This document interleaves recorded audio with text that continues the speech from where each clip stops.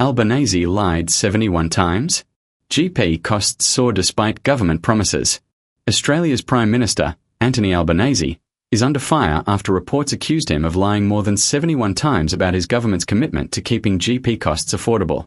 During his election campaign, Albanese promised that healthcare would become cheaper and more accessible for every Australian.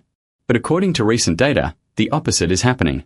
GP visit fees are rising sharply, putting more pressure on households already struggling with cost of living increases.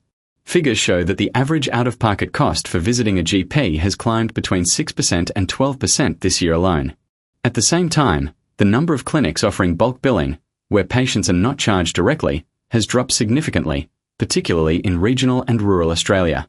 For many families, this means what was once a basic right is quickly becoming a luxury.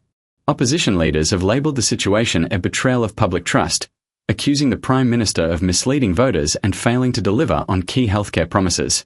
The government, however, insists that the increases are temporary, blaming inflation, higher operational costs, and workforce shortages in the medical sector. Meanwhile, doctors across the country say the government support simply isn't enough to cover real expenses. Many clinics are being forced to raise fees or risk closing, worsening the healthcare gap between rich and poor Australians.